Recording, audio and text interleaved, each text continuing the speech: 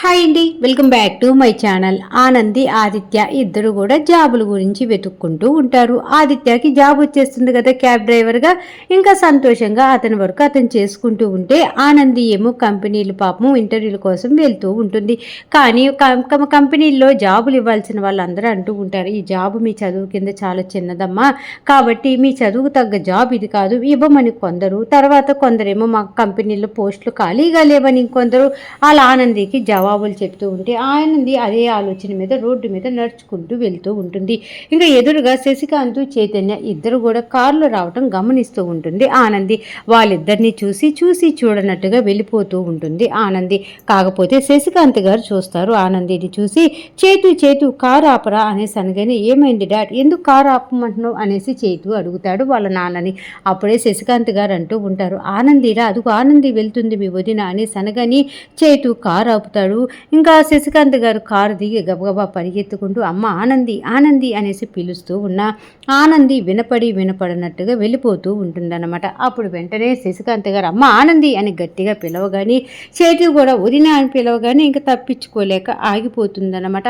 ఇంకా చైతన్య శశికాంత్ ఇద్దరు ఆనంది దగ్గరికి వెళ్తారు. ఏంటమ్మా ఆనంది, మేము పిలుస్తున్నా కూడా వినపడినట్టుగా అలా వెళ్ళిపోతున్నావు, ఏం మాతో మాట్లాడాలని కానీ మమ్మల్ని చూడాలని కానీ అనిపించట్లేదా? అది కాకుండా ఇంట్లో నుంచి వెళ్ళిపోయిన తర్వాత మేము మీకు కానివారం అయిపోయామా అనేసి శశికాంత్ గారు బాధపడుతూ ఉంటే, లేదు మామయ్య గారు మీరు అలా అనుకోమాకండి, ఇప్పుడు మేము ఇంట్లో నుంచి వచ్చేసాం, ఇప్పుడు మేము మీతో మాట్లాడుతూ ఉంటే మీ స్థాయి తగ్గిపోతుందన్న ఆలోచనతోటి మేము మీతో పలకలేదే తప్ప ఇంకేం కాదు మామయ్య గారు అనేసి అనగాని, ఎంత మాట అన్నావమ్మా ఆనంది, నువ్వు ఎంత కాదనుకున్నా ఇంట్లో నుంచి వచ్చేస్తే మటుకు నువ్వు నా కోడలివి కాకుండా అయిపోతావా, ఆదిత్య నా కొడుకు కాకుండా అయిపోతాడా, నా గురించి తెలుసు కూడా ఏంటమ్మా అలా మాట్లాడుతున్నావు అనేసి శశికాంత్ గారు అంటూ ఉంటారు.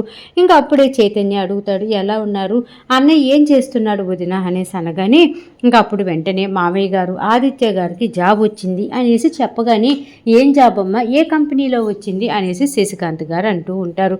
మామయ్య గారు కంపెనీలో వాటన్నిటిలో కాదు, ఇంకా ఆదిత్య గారికి జాబ్ వచ్చింది క్యాబ్ డ్రైవర్గా అనగాని, ఏంటి ఆదిత్య క్యాబ్ డ్రైవర్గా జాబ్ చేస్తున్నాడా అనేసి బాధగా ఫీల్ అవుతున్నాడా అనేసి ఆనంది శశికాంత్ గారి వైపు చూస్తూ ఉంటే, శశికాంత్ గారు చాలా హ్యాపీగా, అవునమ్మా నా కొడుక్కి క్యాబ్ డ్రైవర్గా చేస్తున్నాడా, చూసావా ఆదిత్య ఎలాంటి మనిషో, అన్ని కంపెనీలకి ఎండీగా మెయింటైన్ చేసిన నా కొడుకు భార్య కోసం ఇంకా ఇంట్లో నుంచి వచ్చేసాడు కదా, వచ్చేసేటప్పుడు చెప్పాడు కదా, నేను నిలదొక్కుని నిరూపిస్తాను, నేను మంచి స్థాయిలో ఉండి అప్పుడు నీ దగ్గరికి వస్తానమ్మా అనేసి వాళ్ళ అమ్మ ముందు మాట్లాడినట్టుగానే, వాడు నేను ఇంత పని చేశాను, మాది ఇంత స్థాయి అనేసి ఏమి గుర్తు పెట్టుకోకుండా హాయిగా వచ్చిన పోస్ట్ చేసుకుంటూ ప్రశాంతంగా ఉన్నాడు చూడు, వాడమ్మ మగాడంటే, వాడమ్మ నా కొడుకు ఆదిత్య అంటే అనేసి శశికాంత్ గారు ఆదిత్యాన్ని చాలా మెచ్చుకుంటూ ఉంటారనమాట.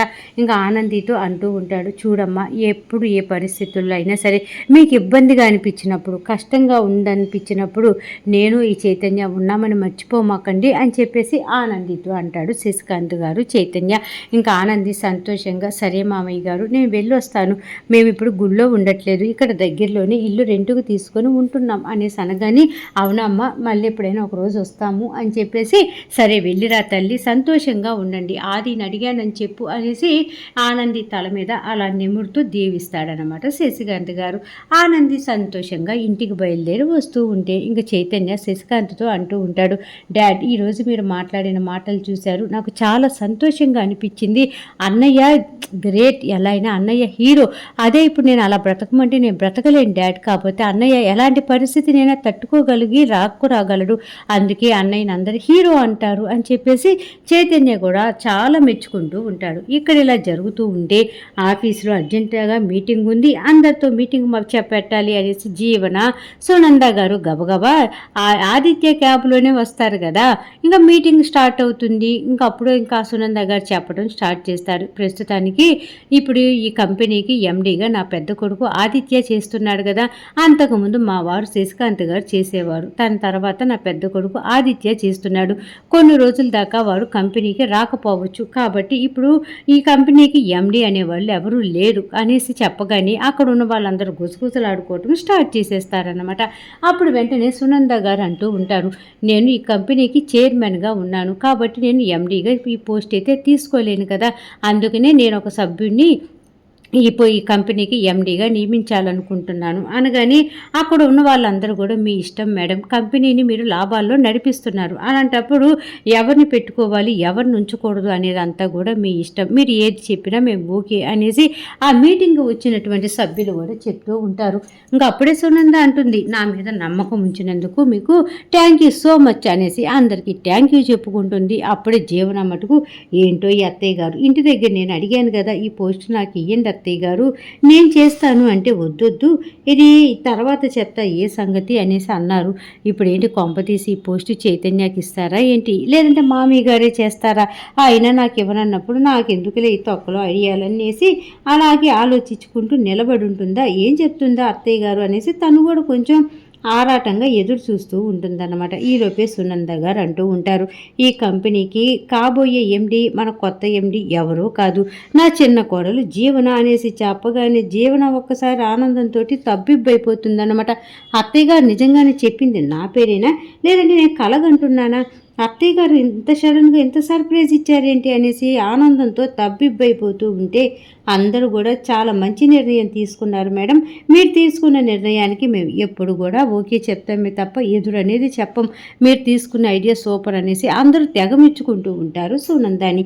ఇంక జీవన మటుకు అత్తయ్య గారు నాకు చాలా సంతోషంగా ఉంది ఇప్పుడే వస్తాను అనేసి అక్కడి నుంచి కంపెనీలో నుంచి కొంచెం బయటికి వచ్చి తెగ డ్యాన్స్ వేసుకుంటూ ఇప్పుడు ఈ ఆనందాన్ని నేను ఎవరితో పంచుకోవాలి, ఈ ఆనందాన్ని నేను ఎవరికి చెప్పుకోవాలి అని అనుకుంటూ ఇందుమతికి ఫోన్ చేస్తుంది అనమాట.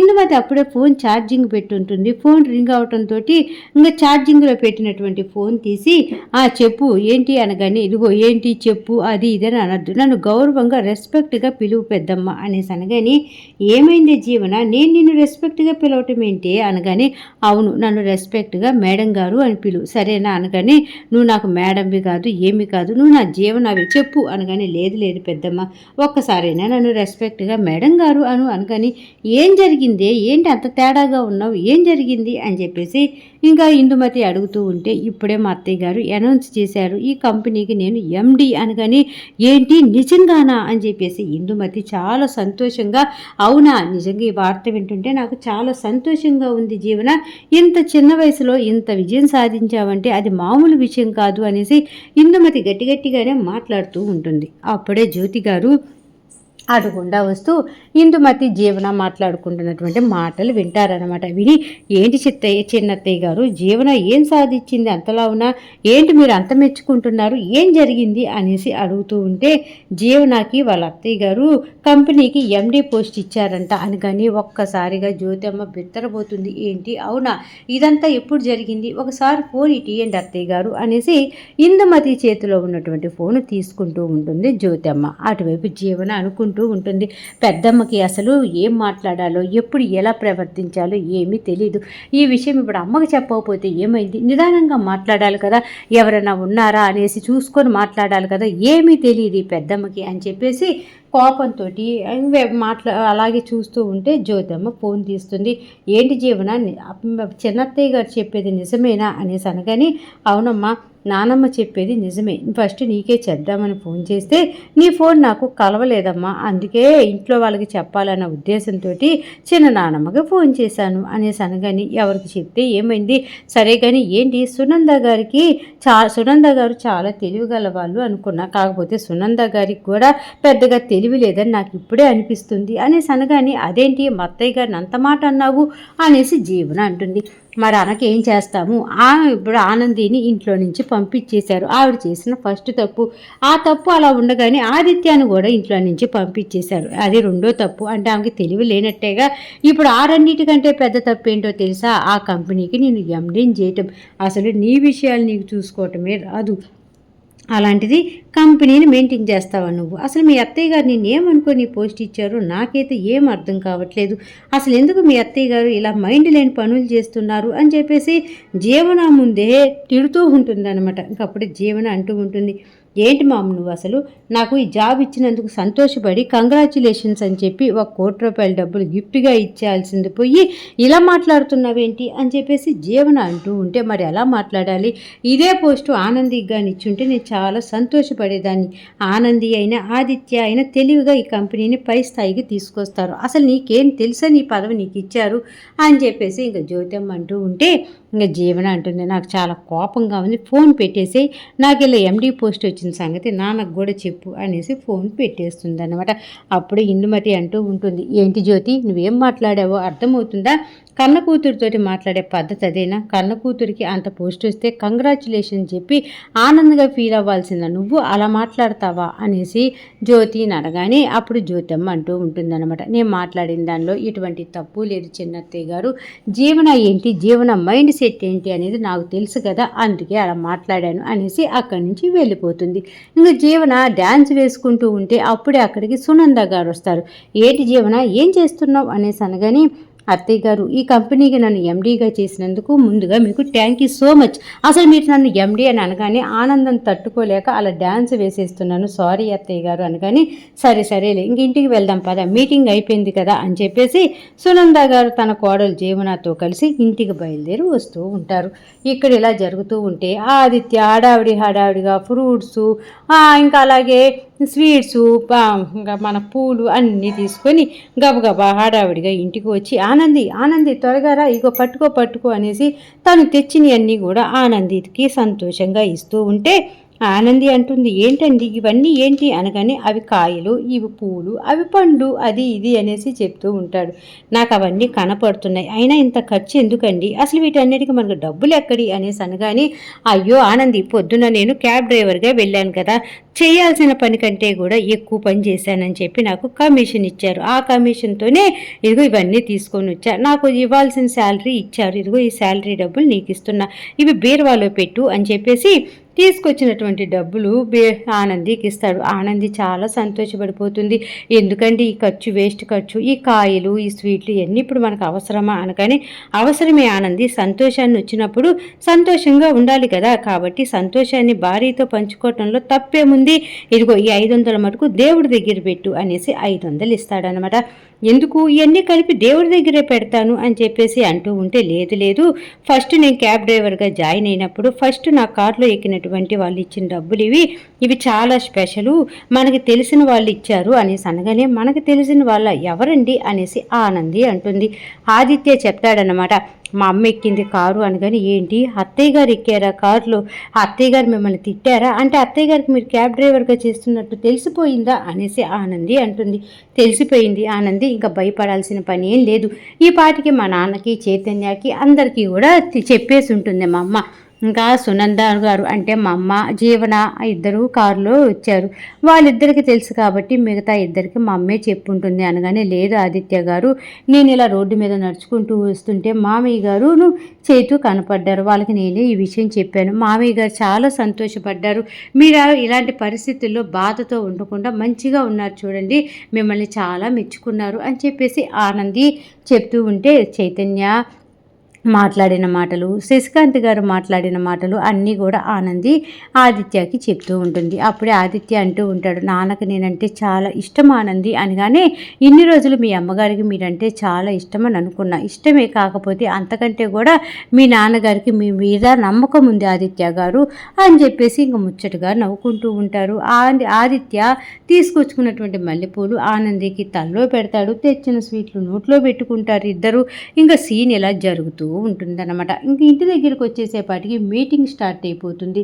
సునంద గారు కూర్చొని ఉంటారా, సునంద శశికాంత్ చైతు ఇంకా వీళ్ళ ముగ్గురు దగ్గరికి జీవన స్వీట్లు పెట్టుకొని ఒక ప్లేట్తో ప్రత్యక్షమైపోతుంది. ఇదిగో అందరూ స్వీట్లు తీసుకొని నోరు తీపి చేసుకోండి అనేసి అనగానే శశికాంత్ గారు అంటారు, ఏంటమ్మా జీవన విశేషం ఏంటి, స్వీట్స్ పెట్టించావేంటి అనేసి అనగానే, విశేషమే మామయ్య గారు, అత్తయ్య గారు మీ నోటితో చెప్పండి అనేసి అనగాని, ఏం లేదండి మన కంపెనీకి ఇప్పుడు ఎండీ పోస్ట్ ఖాళీగా ఉంది కదా, ఆ పోస్ట్ జీవనాకి ఇచ్చాను అనగానే ఒక్కసారిగా శశికాంత్ గారు ఉలిక్కిపడి లెగుస్తారు. అదేంటి జీవనాకి ఇవ్వటం ఏంటి, ఆ పోస్ట్ గురించి మాట్లాడేటప్పుడు నాకు ఒక్క మాట కూడా చెప్పాలని నీకు అనిపించలేదా అనేసి కొంచెం శశికాంత్ గారు సునంద గారి మీద కోపంతో ఉంటే, సునంద అంటూ ఉంటుంది, నిర్ణయం తీసుకునే హక్కు నాకు ఉంది కాబట్టి తీసుకున్నాను. ఎవరిని ఎండీ చేస్తే కంపెనీ బాగుపడుతుందో నాకు తెలుసు, అనవసరంగా మీరు మాట్లాడమాకండి అనేసి కాసేపు అక్కడ గొడవ జరుగుతూ ఉంటుంది. అది ఇంకా కామన్ కదా. ఇక్కడ ఇంటి దగ్గరికి వచ్చేసేపాటికి ఆనంది బట్టలన్నీ ఉతికి జారిస్తూ ఉంటుందన్నమాట. అప్పుడే ఆదిత్య ఆనంది ఎక్కడికి వెళ్ళిపోయింది కనపడట్లేదు అనేసి ఇంట్లో నుంచి బయటకు వచ్చేలోపు ఆనంది బట్టలు ఉతుకుతూ కనపడుతుంది. ఆదిత్య కూడా వచ్చి నేను హెల్ప్ చేస్తా అని చెప్పేసి ఆనందికి బట్టలు ఉతకటంలో జాడించటంలో హెల్ప్ చేస్తూ ఉంటాడు. ఇద్దరు అలా సరదాగా మాటలు చెప్పుకుంటూ పనులు పంచుకుంటూ హ్యాపీగా ఉంటే ఈరోజు సీరియల్ ఎపిసోడ్ అయిపోయింది. రేపటి ఎపిసోడ్లో మళ్ళీ కలుద్దాం. అంతవరకు ఉంటా మరి.